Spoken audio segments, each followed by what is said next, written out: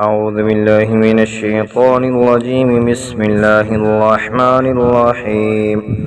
الشهر الحرام بالشهر الحرام والحرمات قصاص، فمن اعتدى عليكم فاعتدوا عليه بمثل ما اعتدى عليكم واتقوا الله واعلموا أن الله مع المتقين. وأنفقوا في سبيل الله ولا تلقوا بأيديكم إلى التهلكة وأحسنوا إن الله يحب المحسنين. وأتموا الحج والعمرة لله، فإن أحصرتم فما استيسر من الهدي، ولا تحلقوا رؤوسكم حتى يبلغ الهدي محله، فمن كان منكم مريضا أو به أذى من رأسه ففدية من صيام أو صدقة أو نسك، فإذا أمنتم فمن تمتع بالعمرة إلى الحج فما استيسر من الهدي، فمن لم يجد فصيام 3 أيام في الحج و7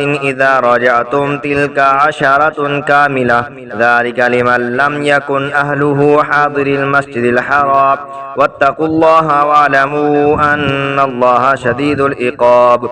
الحج أشهر معلومات، فمن فرض فيهن الحج فلا نفس ولا فسوق ولا جدال في الحج، وما تفعلوا من خير يعلمه الله، وتزودوا فإن خير الزاد التقوى واتقون يا أولي الألباب. ليس عليكم جناح أن تبتغوا فضلا من ربكم، فإذا أفضتم من عرفات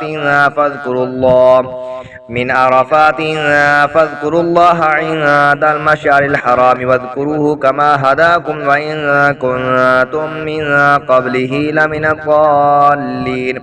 ثم أفيضوا من حيث أفاض الناس واستغفروا الله إن الله غفور رحيم. فإذا قضيتم مناسككم فاذكروا الله كذكركم آباءكم أو أشد ذكرا.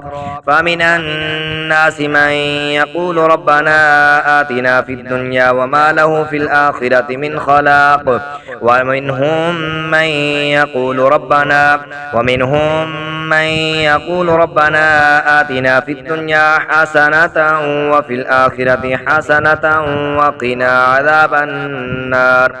أولئك لهم نصيب مما كسبوا والله سريع الحساب.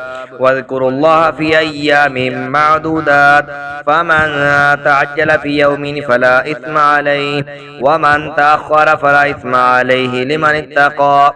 واتقوا الله واعلموا أنكم إليه تحشرون.